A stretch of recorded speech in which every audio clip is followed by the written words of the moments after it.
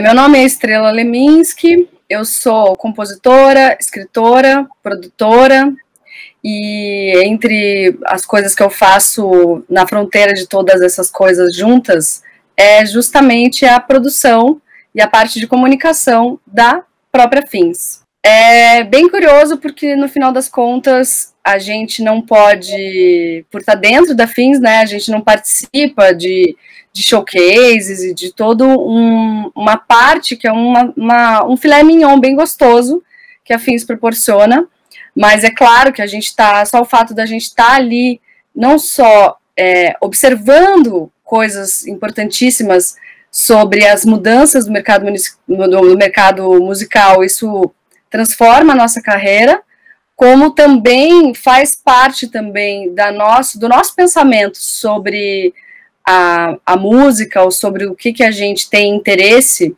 dentro do nosso trabalho, que é justamente fortalecer uma cena, fortalecer outros artistas, é uma inquietação que a gente sempre teve. Então, o que transformou a Fins, na verdade, ela acaba sendo uma concentração de muitas questões que vêm desde trabalhos acadêmicos, que eu e o Theo, a gente escreveu juntos um livro chamado Contra a Indústria, sobre a indústria musical.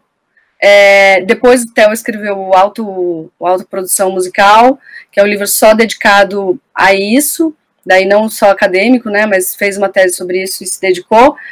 Mas todos os projetos que a gente fez junto, a gente fez um projeto chamado Independência ou Sorte, que já vinha com vários questionamentos sobre o que fazer dentro da indústria musical. E nisso, a Fins acaba sendo um desembocar de desses encontros, de todos esses questionamentos, a gente compartilha esses questionamentos, então a transformação que a Fins traz vem a cada edição, vem a cada artista que a gente convida, vem a cada questionamento que os próprios artistas ou os programadores vêm trazendo.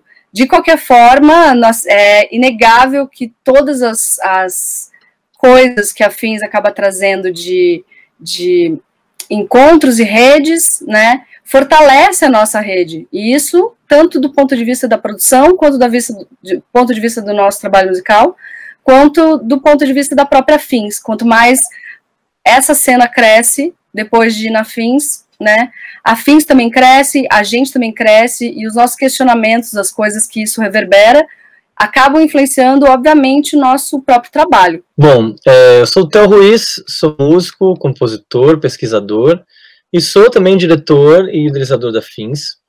E, bom, a gente tem, né, um trabalho artístico também, né, o disco mais recente que eu e a Estrela lançamos é o Tudo Que Não Quero Falar Sobre Amor, que a gente lançou em final de 2017, né, praticamente 2018, e fizemos aí, né, a gente estava em turnê desse disco até agora, antes da pandemia. E, bom, sobre a Fins é até meio complexo falar, né, a Estrela já falou bastante coisa, e para somar, né, nessa perspectiva do que é a Fins, para mim, né, não só como diretor, mas também tentando me colocar no lugar como artista, né, mas além disso que a Estrela também já disse que a gente não participa dos showcases, né, como uma forma que na verdade, uma atividade, uma das principais atividades das feiras de música, mas a gente tocou no circuito off, né, num dos anos, 2018. E foi muito legal, porque o circuito off também tem que era nos bares da cidade e tal, e tem um calor diferente também do showcase, né, os programadores estão lá também assistindo, mas já tem uma pegada mais mesmo de festa, de balada e tudo mais, né? Então, por mais que os programadores não estivessem ali, né, focados e concentrados em ver o show, ver aquela mostra de show, como acontece nos showcases, é um outro clima também, então é uma outra experiência, e foi muito legal para a gente participar. A gente tocou em outras feiras também, né, aí sim como showcase e tudo mais, mas realmente o circuito off da Fins tem um temperinho especial, assim, que a gente sempre imprime, né, nesses eventos e nesses encontros. Eu acho que a Fins, ela é justamente sobre isso, sobre encontros, né, sobre encontros e parcerias. Então, quando a gente pensou em fazer a Fins, quando, né, eu vim com essa proposta, justamente nessa perspectiva coletiva, né, de você tentar compreender uma cena, tentar compreender uma região, né, da qual você faz parte, e eu acho que uma das características principais da Fins é justamente essa, assim, né, ela faz parte, né, ela é aberta, obviamente, né, ao país inteiro, e a gente também tem essa pretensão, essa intenção de ampliar também cada vez mais o intercâmbio com a América Latina, mas tem o nosso foco, né, regional, né, no sul do país, né, e aqui, especificamente, né, nesse festival, o foco na produção de Curitiba. Então, a gente se reconhecer como uma cena, se reconhecer como, não exatamente como um movimento, mas se reconhecer parte, né, de um todo, a Fins, ela surgiu justamente desse sentimento coletivo, né, de tentar caminhar junto, de tentar levar para frente, de levar, né, de jogar para cima, né, todo esse movimento, porque, obviamente, se o movimento, né, se a cena, né, não o movimento, se a cena é jogada para cima, o meu trabalho como artista, como compositor, também vai ser jogado para cima. Então, eu acho que essa perspectiva coletiva que fez a Fins e que mudou também o meu trabalho, né, como artista junto com a Estrela e também, enfim, né, em todas as coisas que a gente faz, né. Eu acho que esse sentimento coletivo já, né, está presente desde as nossas pesquisas, no meu livro. Então é justamente isso, essa confluência, né, dessas atuações que a gente faz, pensando numa forma coletiva, né, de atuar dentro da indústria da música. Eu acho que é por aí.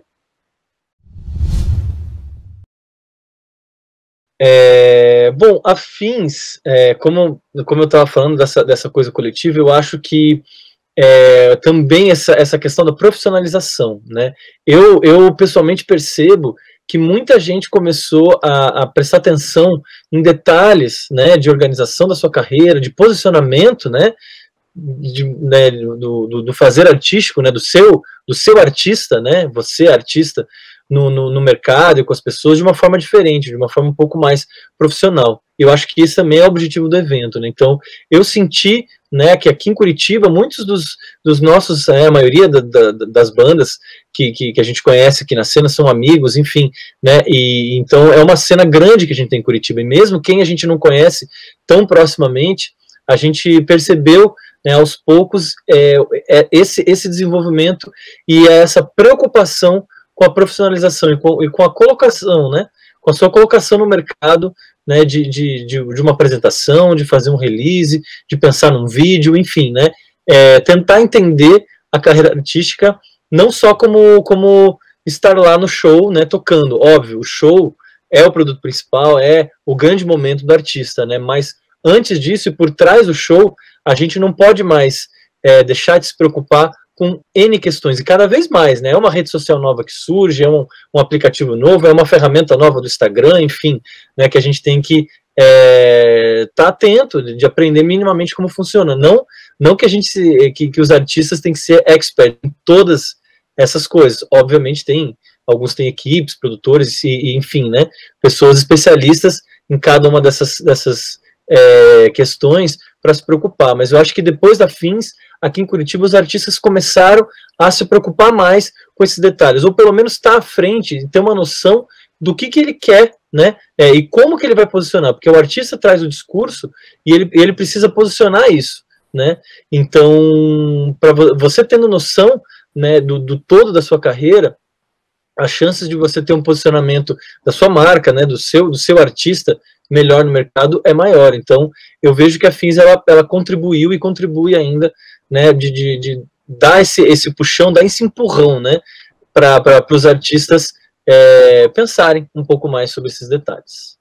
Tem outra coisa bem interessante, assim, que eu vejo como transformação que a cena da Fins trouxe, que havia sempre uma visão bem isolada, assim, das próprias bandas, e sempre focadas em São Paulo, focadas no Rio, focadas em algum lugar que era sempre mais para cima, né?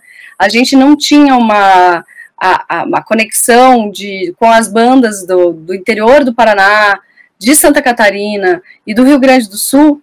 A gente não enxergava a nossa proximidade geográfica da forma como a gente enxerga. Então, uma das transformações que a Fins trouxe, pensando até num ponto de vista mais global, porque ela começou, né, focada nessa região, na conexão dessa região, é justamente a gente perceber que tem eventos que surgiram após a Fins, tanto eventos como festivais, até feiras de música que vieram depois, que são justamente a resposta de uma formação de uma rede, né, de uma conexão que essa rede, às vezes, é no fit, né, na participação que um artista faz no trabalho do outro, de hospedar o artista que conheceu aqui na Fins e acabou ficando amigo, de artistas que começam a fazer produção, fazem o seu trampo com um produtor musical que não é daqui, que é de Santa Catarina, né, como os irmãos Homero, ou como tem o Marcelo Fruet no Rio Grande do Sul.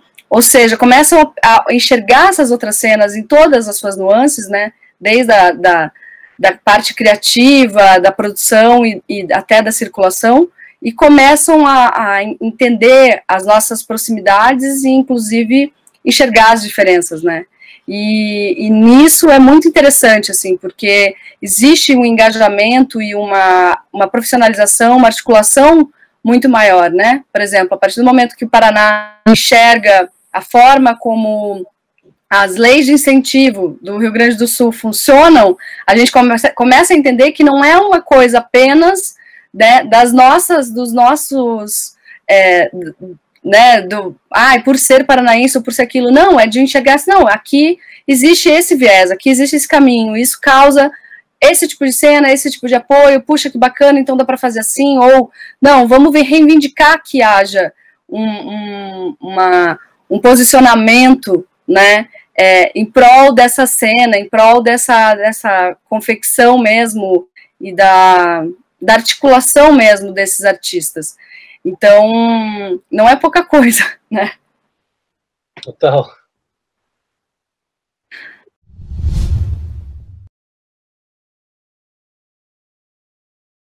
Olha, nesse momento, né, que a gente está enfrentando, né, todo esse caos, né, no mundo, especialmente no Brasil, eu acho que estar aqui, né, fazendo arte ou produzindo eventos, fazendo festivais, enfim, né, mesmo festivais virtuais, eu acho que é um grande ato de resistência mesmo, né, e por mais difícil que pareça, né, porque realmente, né, eu falo com muitos amigos e produtores também, né, amigos que fazem esses festivais, e falo, puxa vida, o clima tá difícil, né, não tá, parece que não tá propício para a gente, sabe, fazer nada, né, porque a gente tem que ficar em casa, porque realmente, enfim, né, de luto e muita coisa ruim que a gente vê em notícia e tudo mais, mas eu acho que também, por um lado, a gente precisa tentar seguir, justamente para honrar, né, todas essas pessoas, todas essas que enfrentaram dificuldades, que perderam famílias, etc. Eu acho que nós, como artistas, a gente precisa levar adiante o que é a música brasileira, o que é a cultura brasileira, né? E marcar esse momento. Esse momento vai ficar marcado na vida de todo mundo, né? Seja criança, seja idoso, seja enfim, né? Então a arte também vai imprimir isso e vai levar isso adiante para a gente não passar mais por isso, né? Então eu acho que e fazer um show nesse momento, um festival online, né? Que a gente pode chegar nas pessoas, justamente reforçando a importância das pessoas estarem em casa nesse momento, a gente vai levar música do jeito que a gente está conseguindo hoje. Obviamente, gostaríamos de estar numa plateia cheia, com 1.000 pessoas, com 10.000 pessoas, com 30.000 pessoas, como já, né, na Austrália já está acontecendo. Mas, se nesse momento não dá, a gente também não pode... tem que fazer o máximo possível para a gente não perder essa conexão, né, com o público do jeito que a gente consegue hoje em dia. Então, se hoje em dia a gente consegue fazer online, desse jeito que a gente está conseguindo, então eu acho que fazer um show nesse momento representa essa resistência e representa essa insistência, não só a resistência, né, mas essa insistência da gente manter, né, a nossa música de pé, manter os nossos eventos de pé, toda essa cadeia, né, um monte de profissionais, né, que dependem disso, né, renda, emprego, enfim, que é gerado, essa resistência, essa insistência de manter tudo isso de pé, justamente para a gente não voltar mais a acontecer o que está acontecendo, né? Essas irresponsabilidades todas que geraram todo esse caos que muito poderia ter sido evitado. Então, quanto mais a gente insistir, quanto mais a gente resistir com o que a gente faz, menos chance a gente tem de voltar a isso depois, né? Então, eu acho que nesse momento significa, eu acho que é duas palavras que poderiam ter resumido tudo que eu disse aqui, é isso, né? Insistência e resistência. No meu caso, eu penso que é tocar, né, fazer esse show no Festival da Fins, é ressignificar o nosso trabalho. Porque é impressionante quando você reflete sobre os momentos que você vive, reflete sobre, né, isso também do ponto de vista amplo, o que estamos vivendo, reflete sobre o fazer musical. A gente faz ali pensando no momento presente e muitas vezes depois que o tempo passa a gente ressignifica, né? Tantas músicas foram ressignificadas, né? Ano passado eu morri, mas esse ano eu não morro, né? Essa frase foi completamente ressignificada. Então, fazer esse trabalho agora é ressignificar cada etapa do trabalho, né? Eu sou uma pessoa, inclusive, que sempre odiei passar som, por exemplo. Eu não vejo a hora de passar som, tô com saudade de passar som. Então, valorizar até as pequenas coisas, cada passo, e entender que para muitas pessoas né, o fazer musical, né, trabalhar com música, trabalhar com arte, por ser algo prazeroso, é algo fácil, né? É algo espontâneo, é algo que não exige esforço. E a gente está lidando o tempo todo a nossa matéria bruta, né? A nossa motriz é a nossa emoção, é o nosso sentimento, né? Então, na verdade, o mais importante nisso que o Theo falou, assim, é muito bacana falar sobre a questão da resistência e da insistência, porque isso é pegar as nossas emoções, né, e transformar isso em coisas que possam estar dando força nesse momento para as outras pessoas, para os outros artistas. Então, fazer esse show no festival nesse momento significa tudo isso.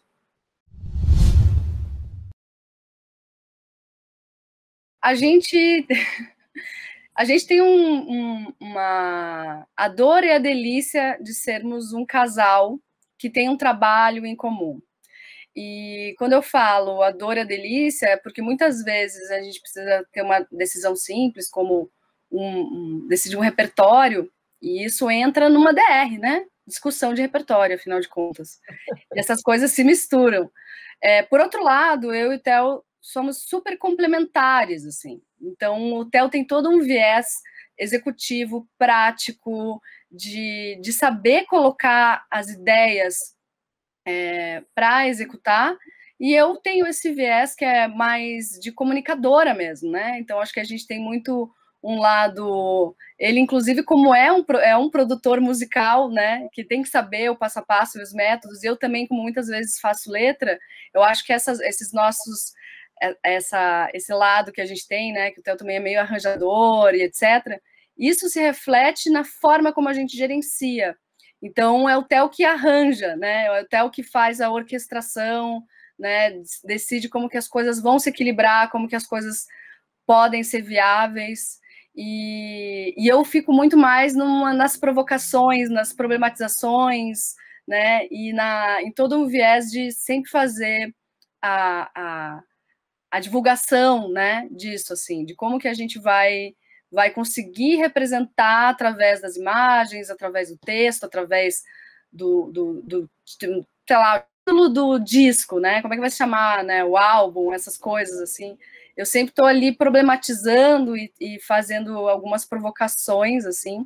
Então, a gente acaba fazendo uma forma bem conjunta, assim. E é até interessante, porque até quando a gente vai fazer coisas que não são, né, do nosso trabalho em comum, né, de Estrela Leminski e Theo Ruiz no palco, quando o Theo vai lançar um single, quando eu vou fazer uma parceria que ele não está envolvido, ou fazer escrever uma coisa, etc., essa parceria, esse gerenciamento em comum se mantém. Então, isso é uma coisa muito legal, assim, essa parte é só delícia mesmo. Não, nem vou falar muito mais, porque é meio que isso aí, né?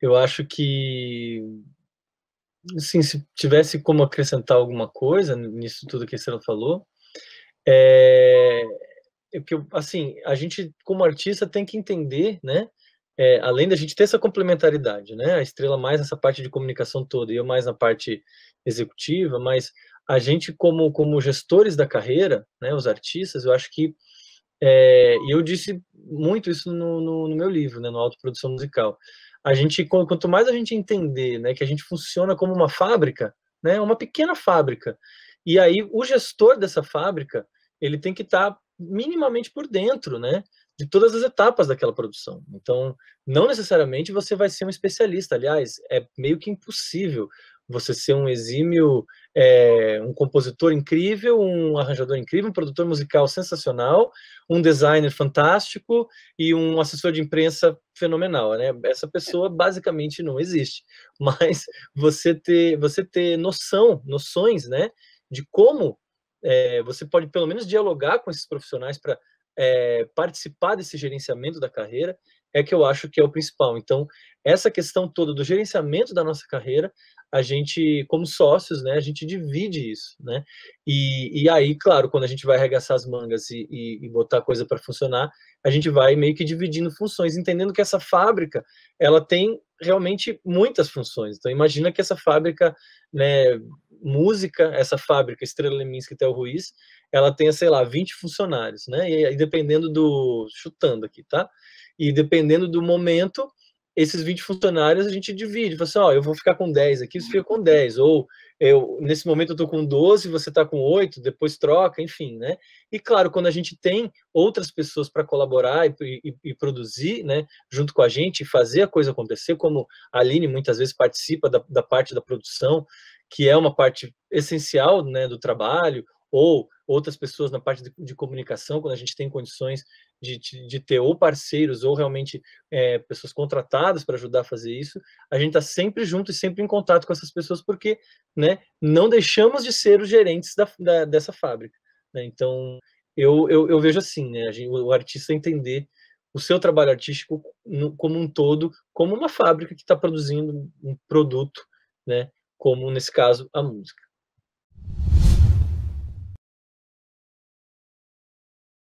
Eu acho que a gente, né, pegando esse gancho da fábrica que eu acabei de falar, essa fábrica artística, a gente precisa de dados, né? A gente precisa de informações para saber como que o nosso produto está chegando nas pessoas, né? Por quê? Para ver se realmente a gente tem que fazer algum tipo de correção, né? Ah, não, puxa vida, aqui eu pensei que que eu estava fazendo certo, né? Uma estratégia X, mas esses dados não estão me mostrando isso, estão me mostrando que eu poderia ter feito melhor, né? Enfim. Então, eu acho que esses indicadores, né, quando eu sempre tento, nas palestras e aulas, enfim, fazer analogia com outros produtos, né, com outras fábricas de produtos mais palpáveis, né, porque a arte, a música, ela é um produto não palpável, completamente abstrato, né, e como diria Paulo Leminski, é uma inutilidade, né? A arte ela é uma inutilidade essencial para a vida. Ela não é um utensílio, né? Você não tipo, sei lá, uma palheta. Você pega uma palheta, ela tem uma utilidade, que é tocar as cordas da guitarra, do violão, enfim, etc. Ela não tem, praticamente não tem outra função, né? A música, a arte não tem uma função específica. Ela é simplesmente, ela é essencial porque ela é a essência, né, da nossa sociedade, da nossa identidade, enfim, né? Não vou nem ficar divagando muito sobre isso, mas quando a gente pega e compara com outro produto, sei lá, o cara que gerencia uma fábrica de automóveis, ele vai ter os indicadores lá de venda, vendeu pouco, vendeu muito, aqui no varejo, no atacado, enfim, sei lá, esses indicadores econômicos, né? Como a gente tem muito poucos dados, nós, como artistas, temos pouquíssimos dados, né, da nossa carreira, de como que a gente chega, então, eu acho que quando a gente tem, né, essas informações que estão disponíveis, a gente só precisa mapear elas, né? E a gente pode ter esses indicadores mínimos, né, para ver se, por exemplo, puxa vida, aqui nessa cidade eu tenho um público grande, então será que não vale a pena eu tentar fazer um show lá? Isso, inclusive, eu aprendi muito com o pessoal da Banda Mais Bonita, né, tipo, que fazia isso, né, tentava mapear e ver, puxa vida, aqui a gente tem uma resposta interessante do público numa cidade do interior de Minas Gerais, então vamos tentar marcar um show lá, porque a chance da gente ter um público bom, né, é muito grande. Enfim, né? Agora, essas ferramentas analíticas, né, principalmente do Spotify e do Instagram, né, vão ser informações um pouco mais consistentes, né, do que a gente, com o olhar leigo, a gente consegue olhar ali no nosso perfil e pegar assim, quantos seguidores, quantas curtidas, etc. Então, tentar ter uma visão um pouco mais ampla desses dados, né? Por isso que a FIM está conduzindo esse estudo, né? Então, eu, como artista, eu também estou muito sem saber o que vai sair, né? Uma expectativa grande de poder ter esse retorno, né? De que de repente eu preciso mudar a minha estratégia, ou não, pô, de repente eu posso investir nessa estratégia que deu certo no momento X, né? Enfim, eu acho que e também para entender agora, falando como fins, entender, começar a entender um pouco mais a nossa cena aqui de Curitiba para ir expandindo isso aos poucos, né? Então, esses dados analíticos, que é só esse estudo qualitativo, é o início do embrião, um estudo bem simples, né? Que a Dani Ribas vai conduzir para a gente ter essa amostragem, né? Esse início de amostragem da cena de Curitiba, para depois a gente ir expandindo esses estudos, esses dados para outros artistas, outras bandas e talvez até outras cidades. Então, quanto mais dados a gente tem do nosso setor, do nosso mercado, da música, onde a gente trabalha dentro da indústria da música, melhor como um todo, né? Porque a cultura, ela carece muito desse tipo de indicadores, né? Então, quanto mais a gente souber, quanto mais a gente tiver informações técnicas e práticas de como a gente está se difundindo, de como a gente está trabalhando os nossos produtos, melhor para a nossa carreira e, né, naquela perspectiva coletiva, melhor para a cena e para a indústria como um todo. É isso. Cena de Curitiba. Pois é, a cena... eu sempre comento, assim, que eu acho que a cena de Curitiba, ela reflete muito da próprio sistema de identificação da cidade, né?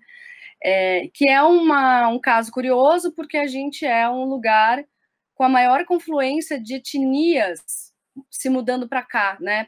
Se mudando para um lugar único ao mesmo tempo, né? Então, no início do século, a gente tinha a maior confluência de países, né? De imigrantes, numa tentativa, inclusive, de transformar Curitiba num lugar efetivamente emancipado de São Paulo, uma capital, etc. Então, houve uma política, né, para que todos esses, né, imigrantes chegassem de todos os países.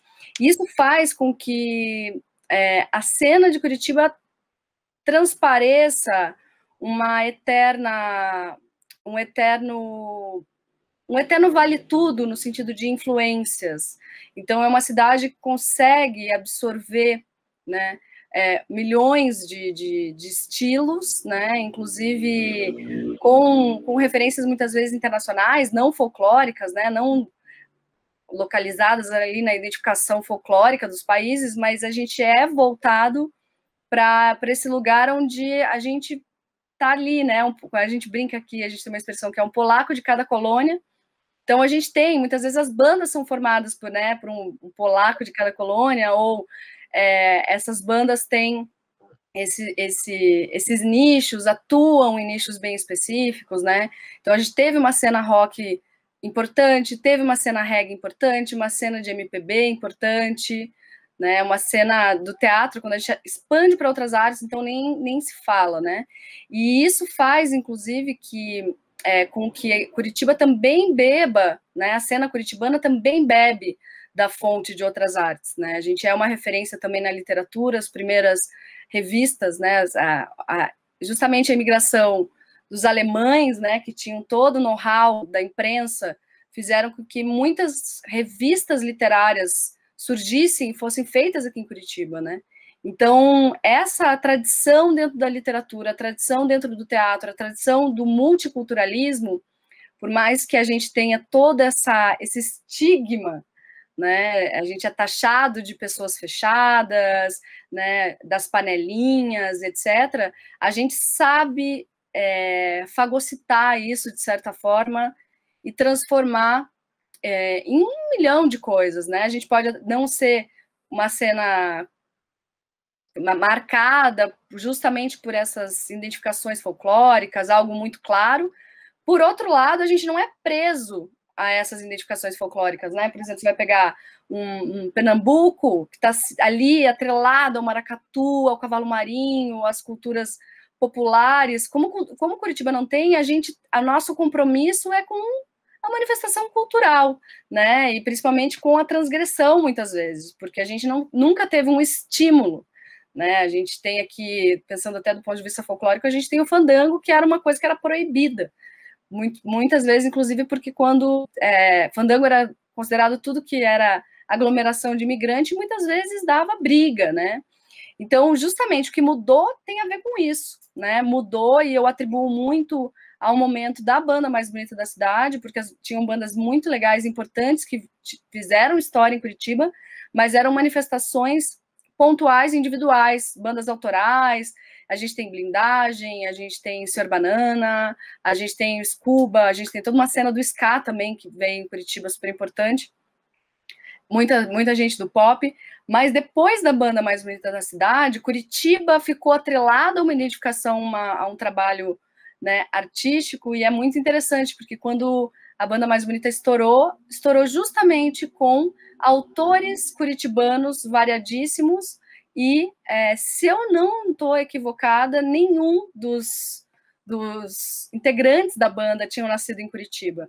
E isso é a coisa mais curitibana que tem, né? Então, o que mudou de lá para cá foi justamente um momento pós o estouro da banda mais bonita da cidade, que os próprios compositores começaram a se enxergar e se descobrir e se aceitar também, porque entenderam que não precisa ser um lugar de competição de trabalho, que a gente pode fortalecer uma cena, fortalecer parcerias, fazer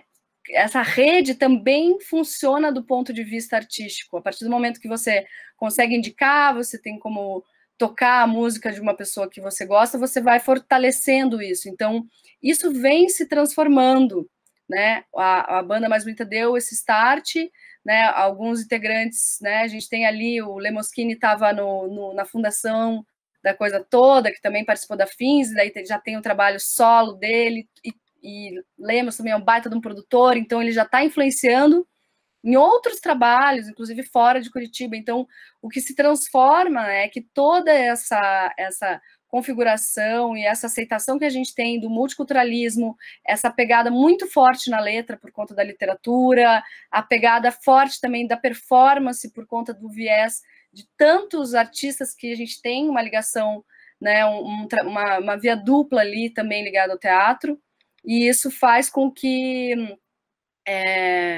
Curitiba continue quebrando ali essas fronteiras, e principalmente o estigma, né, de que Curitiba não tem cultura, de que a gente é fechado, e de que a gente não troca, etc. Muito pelo contrário, né, quem conhece Curitiba ou quem mora em Curitiba fala, nossa, os amigos curitibanos, eles podem até não ser os mais simpáticos e que aparecem sem avisar na tua casa, mas um amigo curitibano que você tem para o resto da vida. Então, a sensação que eu tenho que a resistência do artista curitibano, como a gente nunca teve as facilidades, a gente não tem uma cultura popular para se apoiar, essa resistência curitibana também mostra o que é a cena de Curitiba, porque a gente já fazia sem ter tantas coisas e tantas facilidades. Então, não é na primeira dificuldade que a gente vai deixar de fazer.